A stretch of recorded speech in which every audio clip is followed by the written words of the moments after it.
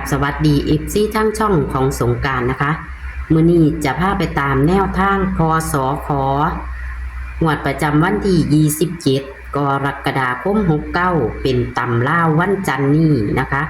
พศขก็ได้นิมิตแล้วค่ะพี่น้องนิมิตเห็นเป็นตัวเลขอีกคือเก่าแล้วก็เห็นซ้ำๆกันนะคะเป็นตัวเดียวหางเดียวขอคนละไรคนละแช่เด้อให้กับพศขนะคะ นิมิตของพอในมื้อนี้จะเป็นตัวใดเฮาไปรับชมรับฟังกันได้เลยค่ะโอ้สวัสดีค่ะพ่อครับสวัสดีครับมีเลขตำล่าวบ่มีนิมิตบ่โอ้มีอยู่ครับเมื่อกี้ผมก็เพิ่มไปหน่อยนึงเพราะว่ายังก็บอกว่า6 7 8สันอีก7 8แต่ว่ามือที่แรกมันได้แบบนี้มันได้7 6 3ครับผมสงสัยตัวนั้นล่ะ7 6 3นี่แหละแต่ว่าตัดออกเอาเป็น6 3ครับค่ะ7 6 3ครับมันขึ้นของวันศุกร์นั่นแหละผมสงสัยตัวนั้นเพราะว่ามันไม่ได้ตั้งใจอันนี้มันมีคนตั้งใจก็ได้กะอีกหนึ่งตัวไหนตัวนึงเอามาขึ้นอีกแล้วอีกก็ฝันเห็นไม่ใช่ที่รถชัดล้อทางไปแป๊บนึงใต้ที่รถ3 ล้อนี่ไม่เป็น3มันจิตเกี่ยวกับเลข3อยู่งามมันอาจจะไปเป็นเลขของเห็นเป็นไอ้หมู่มันสุกนั่นแหละ7 6 3แต่ว่ามาตัดออก6 3ทีเดียวครับ7 6 3ครับแล้วก็มาตัดออกเป็น6 3ท่านบ่พ่อครับตัดทีเดียวเลยครับ6 3ทีเดียวซะเพราะว่าคิดกับผมญาติมันไปห้องครับเลข7 6 7 9อันใดที่ผมมันคิดเป็นเลขใหญ่มันแต่ว่าเขาบอกนะเขียนมากแต่ว่าเลข3มันบ่เคยคิดแค่เดียวมันเป็น6 3เดียวบ่พ่อได้เว้าไว้แล้วก็สิบ่เอาไว้อยู่บ่ค่ะหนูเขียนลงไป7 6 3ล่ะครับเอาไว้ก็ได้แต่ว่าคันมาตัดเนี่ยตัด6 3เอาต้อง6 3ครับบ่ต้องตัดหลายตัวค่ะเพราะว่าเมื่อกี้เขายังบอกอยู่ว่าผมเกิดไปน้อยนึงต้องว่า6 7 8มันก็คล้ายคลึงกันแต่ว่ามันบ่มี3แต่ว่ามันขึ้นอีกเห็นผู้ชายใหญ่ผู้ชายทรงใหญ่ยืนเติบขี่รถตามดอกข้างไปปกติแล้วผู้ชายยืนเติบมันเป็น6ตามดอกมันเป็น3นั่นก็เลยมีเลข6 เลข 3ผมเลยไม่ยอดใช้มือนั่นมือเลยเพราะตั้งจิตตั้งใจว่าเลยว่างั้นเลยค่ะครับก็เลยมาเป็นตัวเดียวกันล่องมันจะล่องมันจะว่าออกตัวกลับได้ด้วยครับมันล่องเนี่ย6 3มันอาจเป็น5 3ได้เอาเป็นตัวกันได้ครับ5 3เป็นตัวกันครับนั่นแหละมันล่องมันจะไปคิดไปซื่อหรอกค่ะแต่ว่าก็ต้องครับเอาตัวคงเลย6 3ครับ5 3เป็นตัวกันซะค่ะตรงนี้ละตัวหลังจากกันเป็น7 6 3แล้วเห็นดอกไม้เห็นดอกกุหลาบดอกนึงนะค่ะมือน่ะพอดอกกุหลาบนี่ดอกไม้มันสิเป็น6 3มันเป็น6 3 5 3ของเป็นของดอกไม้กุหลาบเคยเป็นนั่นเลยมันไปเกี่ยวกับ7 6 3หรือบางที่มันอาจจะมา7 6 3เลยแต่ว่าไม่ได้นั่นแหละมันมาป้องกันกับเมื่อกี้มันที่7 กับ 6น้ำอยู่มันมาป้องกันเพราะว่ามันไม่ได้เจตนาเห็นเสียงเห็นแต่เสียงไม่เห็นตัวคนไม่เห็นเนี่ยแต่เสียงเขาว่าเห็นแต่เสียงว่า6 7 8 7 7เตอร์เสียงเขาเป็น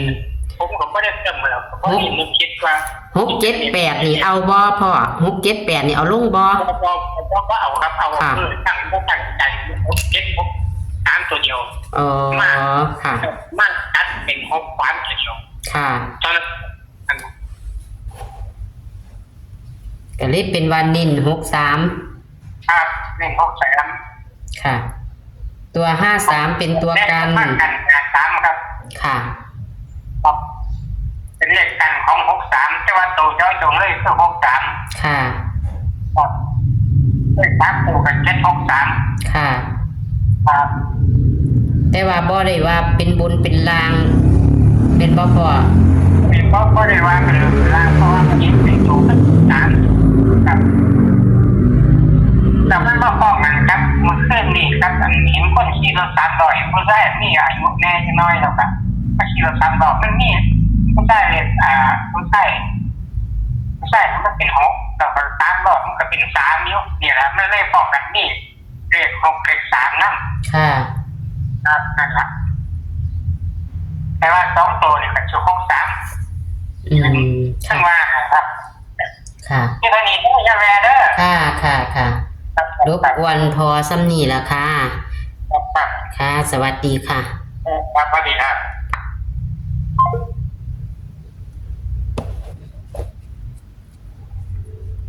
พอสอขอนะคะวันศุกร์นั่นก็บ่ได้เอาน้ำพอ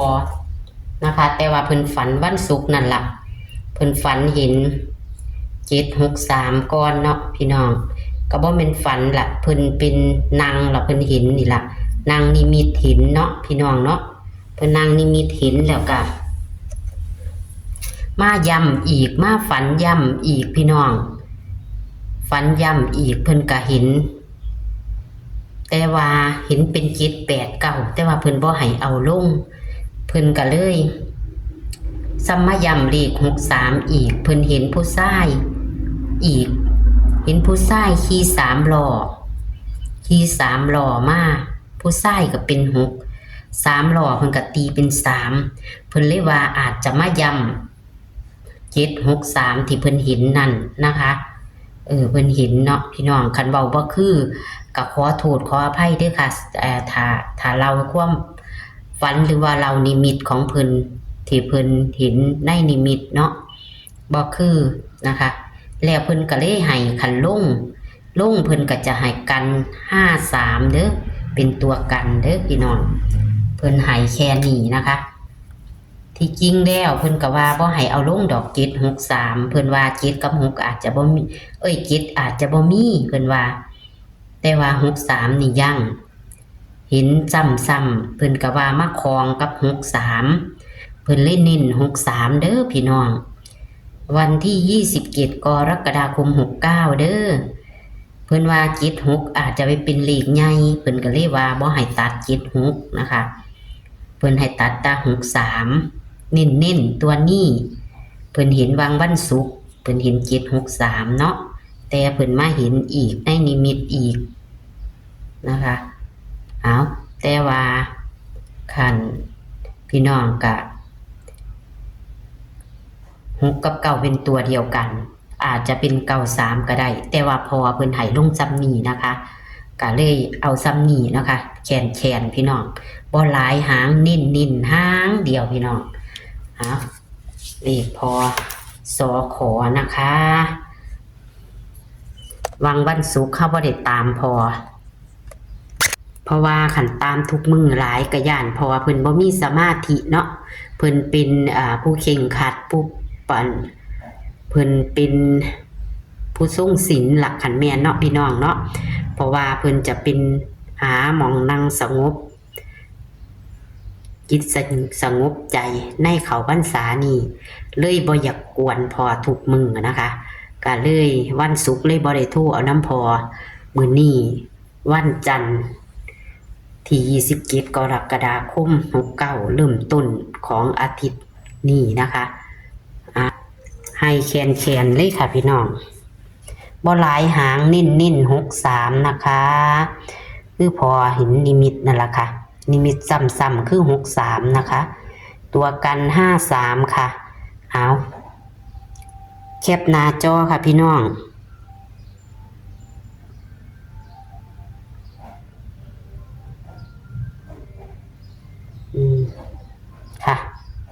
ชัดๆเลยเน้น63ผู้ใดมัก76ก็ให้จัดเด้อพี่น้องแต่เพิ่นบ่ให้ตัดนะคะคันออกก็คือออกอยู่ในนี้ล่ะค่ะ63อาจจะเป็น93ได้นะคะ76พี่น้องตัดลิ้นเอาเพิ่นบ่ให้ตัดนะคะ76อาจจะเป็น79นะคะเอาโชคๆมันๆกับพศขต่ำลาววันที่27กรกฎาคม69ค่ะขอคนละไลค์คนละแชร์นะคะให้กับพศขและช่องของสงกรานต์เหมือนเดิมค่ะคลิปนี้ก็ขอให้โชคให้มานคำแรกนี้สวัสดีค่ะ